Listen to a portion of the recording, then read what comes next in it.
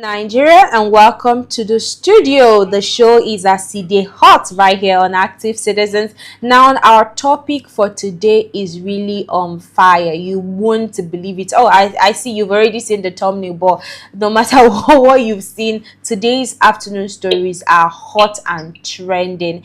And joining me for this hot afternoon conversations, I have with me my co-host. She's joining via Zoom though, Sharon and Chiku. Good afternoon, Sharon. How are you doing this afternoon? I'm very well. Good afternoon, Ifoma. Good afternoon, Nigerians. Good afternoon. So tomorrow is a new year, January. Yes. January 2026. What is the plan, baby girl?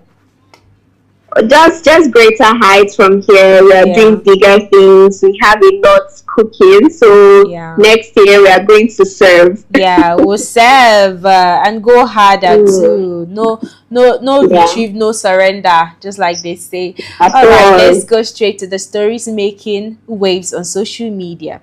Now, former presidential candidate Peter Obi has officially defected from the Labour Party to the African Democratic Congress (ADC) ahead of the 2027 general elections. Now, for many Nigerians, this move raises a fundamental question.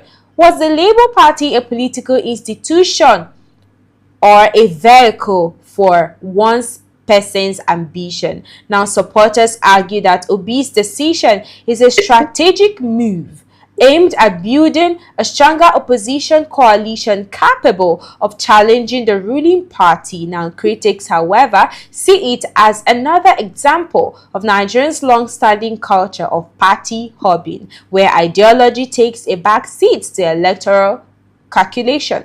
Now, what is clear is this: the defection has exposed deep cracks within the opposition and has reignited concerns about whether Nigerian politics is driven by values or by convenience. And that brings us to our next story. But before our next story, I would want us to take a look at the video where Peter Obi defected to ADC in Enugu State.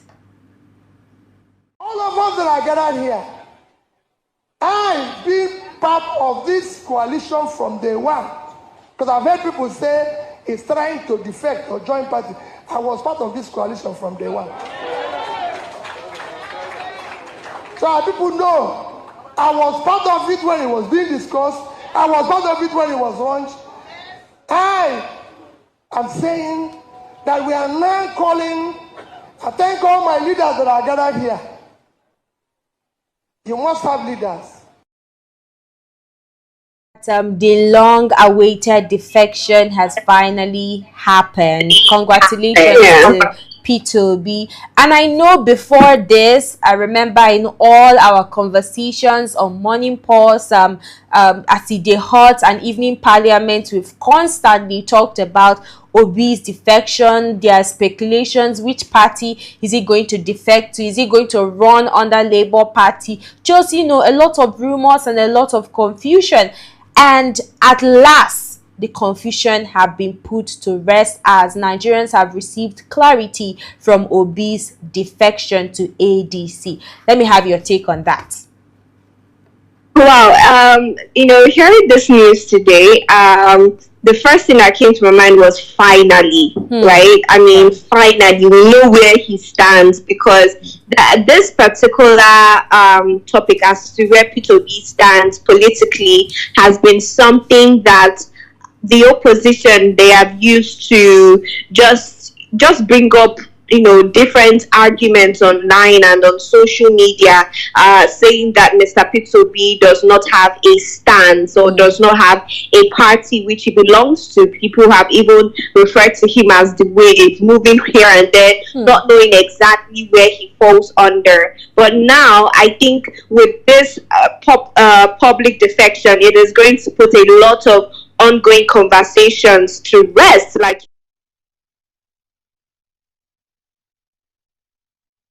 discussion before now during different shows about Mr. Peter Obi and about where he stands politically, right? Now, running under Labour Party, for me, I knew it was going to be a no-brainer, because there seems to be a sort of exclusion against the Labour Party when you look at even the by-elections and how the kind of battles that Labour Party had with INEC. So it's not as formidable as it was in 2023. We know that Labour Party came into the limelight with Mr. Peter Obi's influence, and now we've seen that the opposition somehow managed to infiltrate into that same Labour Party, and it is having a lot of internal crisis. So ordinarily, the normal citizen in Nigeria knows that Mr. Peter Obi running under Labour Party was a no-brainer, right? It was not going to work. Then we have the ADC. And for this ADC, it was a coalition party, an opposition coalition party to observe the sitting government. But then there are a lot of controversies. We even saw ex-vice presidential the ex-vice president in person of Atiku Abubakar, Ronnie, also coming under the ADC, and he has in the past and even most recently made it public that he wants to run for office in 2027. So because of Atiku Abubakar's influence, a lot of people were asking, maybe Mr. Peter Obi might run as a vice. But recently, I saw where he was talking in the video, and he asked the question on, I think that was an X space, and he said, "Do you think I am traveling all around the world learning about leadership and governance just to run for vice?" And yes, it didn't make sense to me when he asked that question. So this particular public declaration of his defection, it has been long overdue. All right, it has been long overdue, but you know, there are a lot of controversies surrounding his defection. Now, a lot of people are saying that he defected to ADC because of that he's shifting alliances instead of joining, instead of ideological what is it called? Instead of ideology. I'm sorry for that mistake earlier. But do you think that this is actually shifting alliances, or do you think that this is more like political gain? This is for selfish gain, because we've seen a lot of party hopping, defection here and there. And yes, there are speculations that he might join ADC or he might run in Labour Party. But we've seen recent times that Labour Party have already denounced him, saying that he's maybe something like he's no longer a member of their party, that they won't be giving the presidential ticket for him to run. And now we've seen him in this party. Now, do you think that he defected because of personal gain, or do you think he's truly for the interest of Nigerians? You know, Ifoma, I don't subscribe to sentimental politics, right? If you look at the game that the ruling party is playing, you know that they're here for serious business. With the way and manner, the magnitude in which people are defecting to the APC and the type of crisis in the opposition party, you know that they mean business come 2027. And you can't afford to be playing sentimental politics before then or during 2027. So Mr. Peter Obi coming to stand with Labour Party, I think personally he had the plan of continue to run under Labour Party come 2027. But then what we're seeing, the David Mark faction, the other faction that do not want Mr. Peter Obi, people from the same Labour Party coming out to say all manner of things against their former presidential candidate from that same party. It's just, I will call it a minor PDP party situation, right? With what we're having in the PDP and seeing Wike trying to cause chaos in that party and seeing to it that they do not come to consensus or come to an agreement as to the way forward for that party. And there are just some battles that you will have to take a holistic look at, right? Yeah. There are some battles you need to have foresight at, and I think that is what Mr. Peter Obi did. He looked at Labour Party, and I think for the longest time, even before he came out to announce the reason why it took him time to announce his defection to the ADC is because maybe he thought that they were redeemable. But when you look at a party and you see, okay, this might not really be achievable within the period of time that I need to run for president, then I need to play politics. As long as I'm doing the right thing, then why not defect, right? We saw the other day the Osun State governor defected to Accord Party, right? They have the freedom to do that. I'm really personally happy that he has actually come out to do this, because I think he would be shooting himself in the leg if he won with Labour Party come 2027. All right. And now I remember that when Peter Obi joined Labour Party, that he had a lot of loyalists, he had a lot of supporters that were standing, behind him, saying wherever Peter he still has, in my opinion, though. He still has, but I'll still come to that particular question, because I wanted to ask if we see those loyalists in Labour Party defecting to ADC. But before that, let's talk about the internal cracks. Now, there's serious internal cracks in PDP. There is serious internal cracks in APC. There is serious internal cracks in Labour Party. And since inception of ADC, there have been a lot of basbos, there's squabbles here and there in ADC. Now, Peter Obi saying that he left Labour Party because of the internal disputes that they were having. Now, moving to a smaller party, not that ADC is smaller, but at least I believe that Labour Party has gained political grounds because of Peter Obi's presence. Now, which I know there is possibility of him still bringing that affluence into ADC. But at the same time, let's talk about the internal crisis in ADC. Do we see ADC giving the ticket to Peter Obi to run for 2027 election? Because you remember one time that Atiku has consistently come on social media to say that he is running for 2027 election. So there's a lot with I think there's is it Rotimi Amechi saying too that he is going to run for 2027 election. So there are a lot of people that are interested in the ticket for the run in 2027. Do we see ADC giving him that ticket? Just like honestly, with the internal that question is I don't know, honestly, because like you rightfully said, Atiku Abubakar has always had eyes for #1 seat in Nigeria. He's always been very open about his ambition to run for presidency, even at 80 years plus, right? And he has officially moved as well to the ADC, and Mr. Peter Obi, now we are hearing, has moved to the ADC. So as to the internal crisis in the ADC and other parties, which we know are being engineered by people in the ruling party, right? I don't know how he wants to go about getting that presidential ticket for 2027. Honestly speaking, if you ask me till tomorrow, I really don't know. But what I do have is hope that he has strategies in place. He has plans in place to ensure that he plays politics the way Nigerians know how to play it, and that he beats them at their game. That's my only hope, because you won't deny, and you can't deny, that there's a lot of politics and politicking going on right now, and you really do have to be at the top of your game. You need to bring out all your cards, right? Yeah. So I think before now, Mr. Peter Obi, one of the cards that he was holding was the fact that we didn't know which party really he was going to fly under. Yeah. Now that we do that, I think, and I'm hoping that he has some sort of strategy in place to ensure that at all costs, really at all legal cost, he has the presidential ticket from ADC. All right, well said. Now, still talking about party ticket and still on politics, Abia State Governor Alex Oti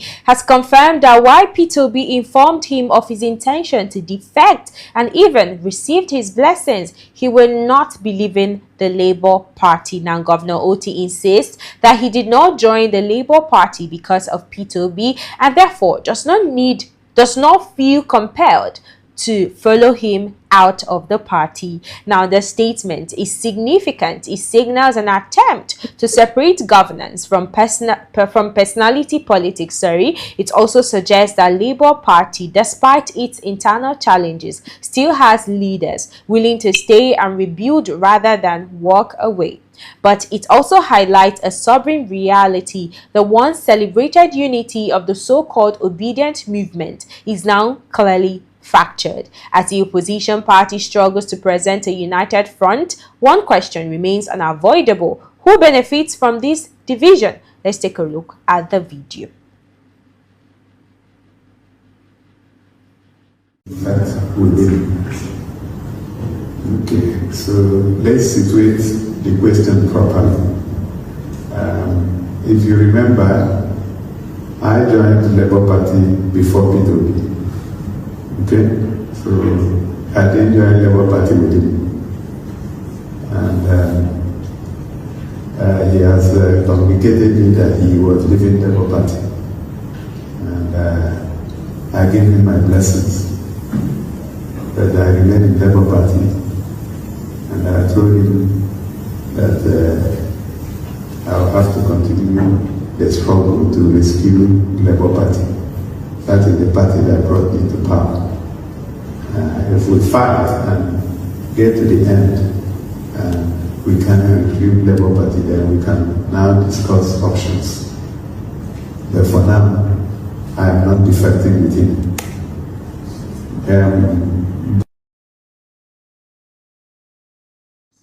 Now, there's a lot of celebrations going on social media, and presently in Enugu State, we have a political analyst, and not just analyst, activist, Aisha Yusufu, who has come to celebrate with the defection of P2B. Let's take a look, and when we come back, we have conversations on the stories.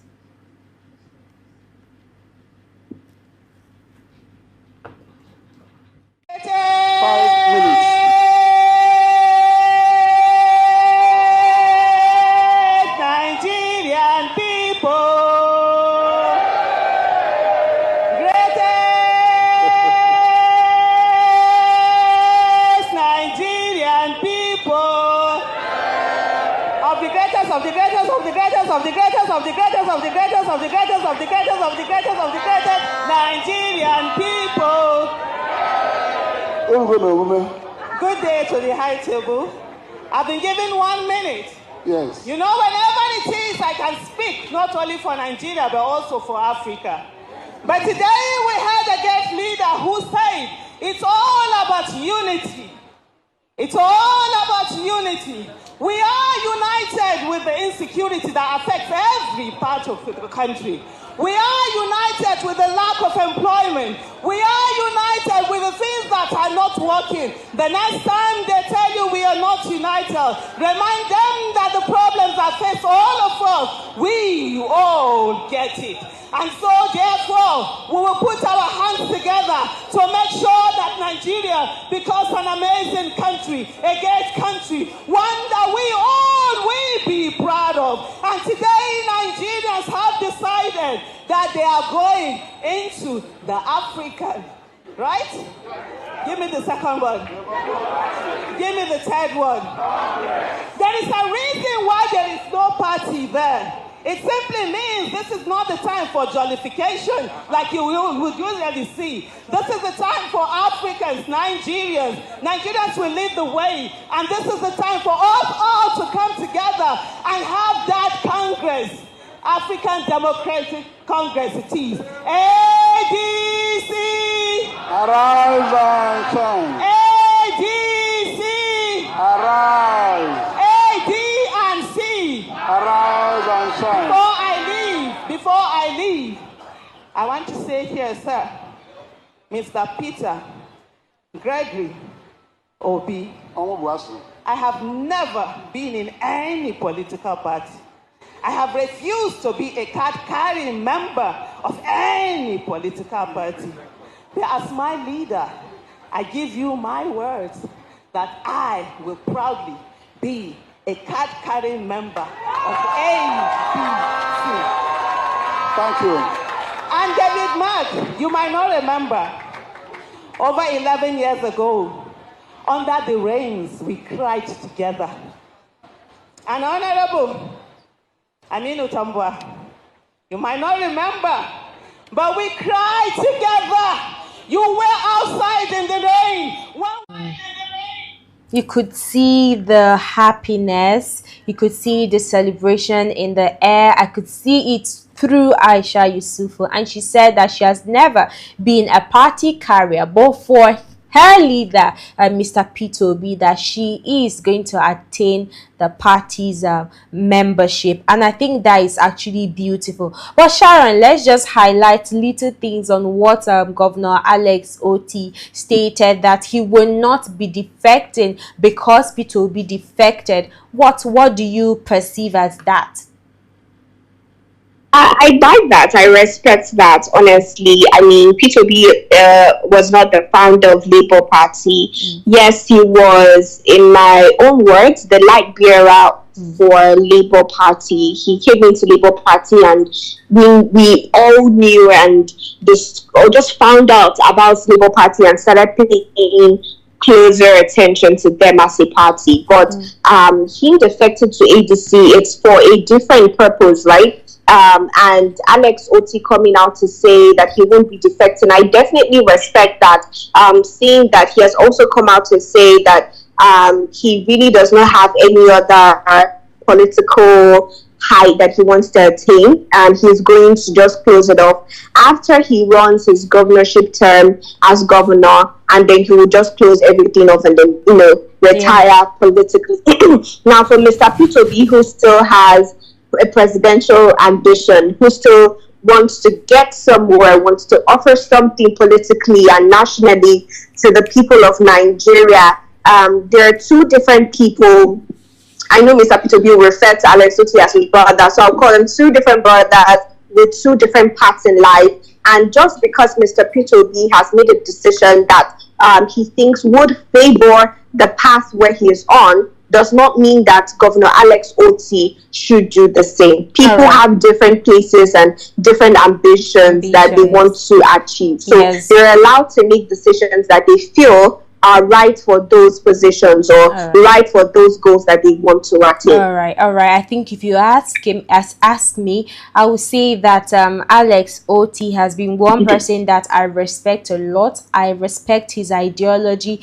I respect what he does or what he is doing for the people of Abia State, and he just clearly shows that he's not totally about the party, that it's all about development, it's all about bettering the lives of the people and not necessarily about the party. So I guess party, just like we always say, shouldn't be about personal interest. Come on, let everybody have they say the sky is wide enough for everybody to thrive. So as P2B has defected to a different party, let's pray for him that he will, strive there. He will his ambition, he will attain his ambition there. And then for Alex Oti, big ups to him for remaining in the party. We know that the party is experiencing a lot of internal cracks, and because of that, it has led to massive defection of a lot of people to APC. But he remains in the party, and I think that is it's something that is quite commendable. But let's move over to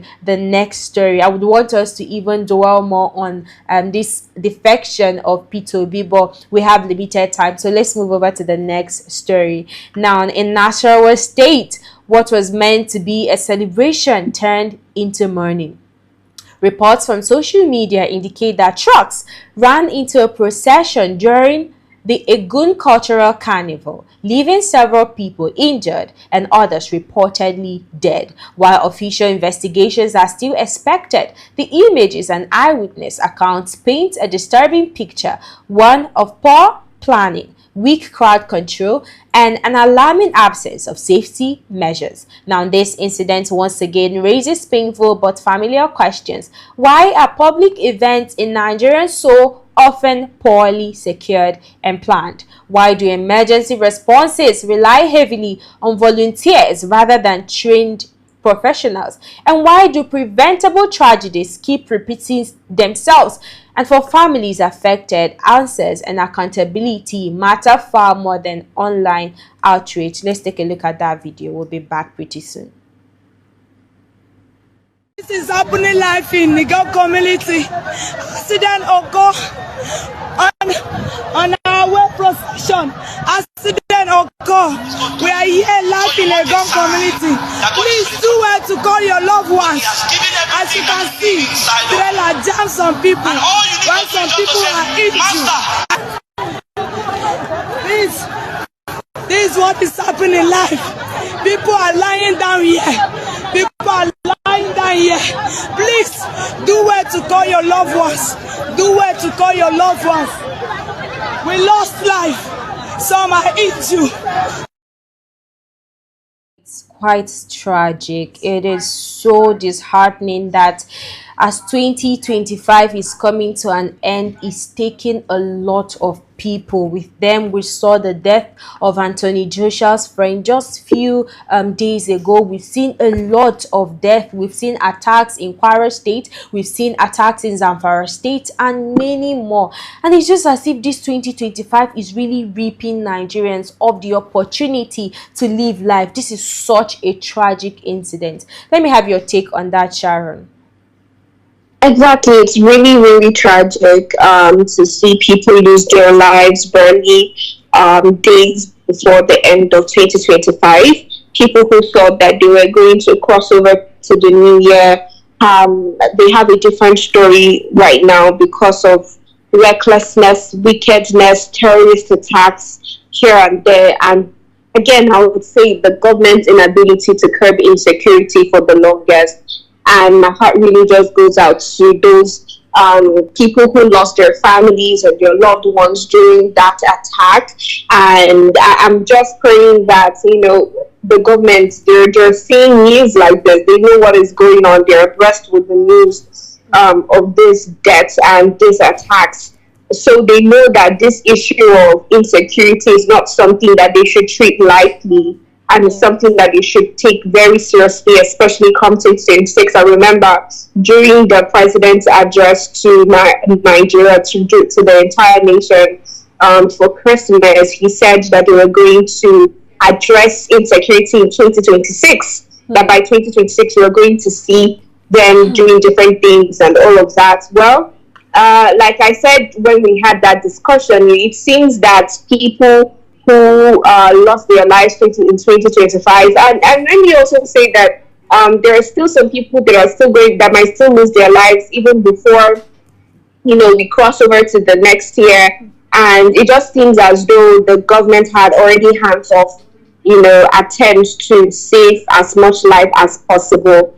And, you know, still on the Anthony Joshua's issue and the crash that took the lives of two of his friends and left him injured. You know, I think I read something that he wrote, or his management wrote, and one of it was, you know, quick response on road, when you talk about ambulances, yes, and all of that. Response, don't have it. It wasn't not the other day we were talking about the fact that Lagos State had, was it 100 ambulances for over how many millions of people living in Lagos State? Yeah. Not to talk of Ogun State. I don't know how many ambulances they have. Do you know there's a state? I heard there's a state that I saw online. I think that should be today. I can't remember the particular state, but they said that there is no ambulance in the state. Of course, I don't find that hard to believe. That is very, very easy to believe, honestly. Because have you even noticed it, right? When you go to hospitals, because the other day I went to a nearby hospital, and I just took my time to look at the environment and the parking area. I only saw one ambulance in that particular hospital. Right now, when you check, okay, one hospital has an ambulance. I don't know if the other hospitals around have ambulances as well. That's putting it to a total of maybe 5 to 3 ambulances in a whole state or in a whole area. How is that going to get anything done? So really, we need to improve. I saw that the president sent out a condolence message to Anthony Joshua and all of that, but really, it has seriously saddened my heart to see that this happened in Nigeria. And honestly, Nigeria just happened to Anthony Joshua. That's what I would say on that. But for the people that lost their lives, my heart goes out to them. And I'm really looking forward to what the government is going to do to safeguard the lives of its people. Yeah, well said, Sharon. Now, as the year is winding down, I would want us to leave and exit on a lighter note. Now, this is something that maybe we don't usually do, but I just want every Nigerians right there to feel our pulse right here from active citizens. Sharon, a word of encouragement for everyone out there as a Nigerian. Yeah, we know that there's a lot that has happened in 2025, but let's talk a little about 2026 and, maybe little declaration for 2026. Yeah. Thank you very much for the opportunity to even encourage people at this time.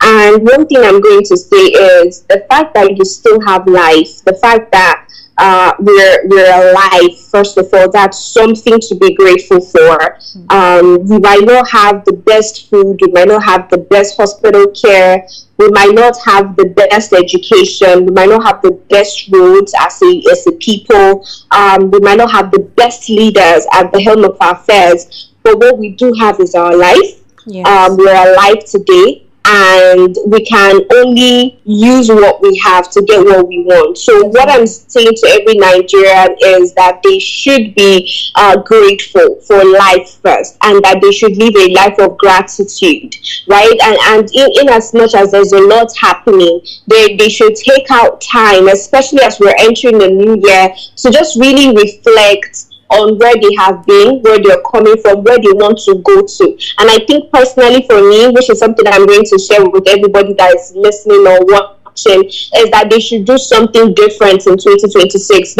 I think for me personally in 2026, that year is the year where I just want to do something that I wouldn't normally do, or something that I've always wanted to do, right? You can't want to be extraordinary and keep doing the same thing expecting a different result. So yeah. I think first off, what I'm going to say is be grateful, live a life of gratitude, and do the extraordinary come 2026. Oh, well said. Beautiful. Thank you so much, Sharon. I believe that Nigerians that just listening to you are really, really encouraged as 2026 is coming to what is it called, existence. And now from me to every viewer, yes, we know that a lot went down in 2025. Yes, we know that you've cried a lot, you've grieved a lot, but at the end of the day, you didn't give up, and that should count. You remain encouraged. But this 2026, I am wishing you peace, just like I posted in my status few minutes ago. I am wishing you wisdom, clarity. I am wishing you favor. I am wishing you grace, and I'm praying that you find it in your heart as you're blessed to be a blessing, a substance of blessing to every other person around you. And yes, 2026 is a day, or is a year that will come with a lot of positivity. Yes, we are open to a lot of positivity for 2026. And then still talking about kindness, there's a video I would want to leave everyone with, which is a show and a complete show of kindness from a Nigerian citizen. Let's take that video, let's look at that video, and maybe use it as a transition for 2026. Enjoy. And yes, from we to you, happy 2026. Happy New Year! Happy New Year! Yes, bye guys. Watch the video and enjoy, and wish for the best for 2026. Ciao, ciao.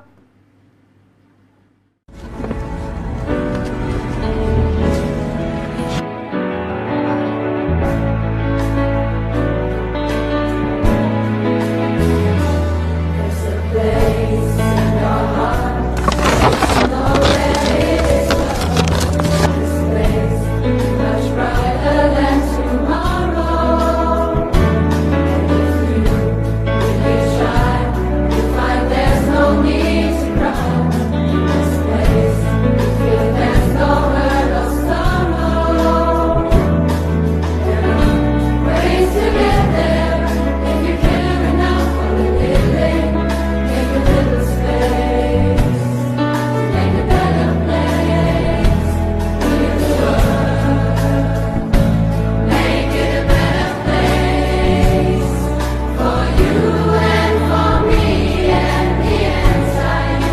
for you. It's for me. Yes.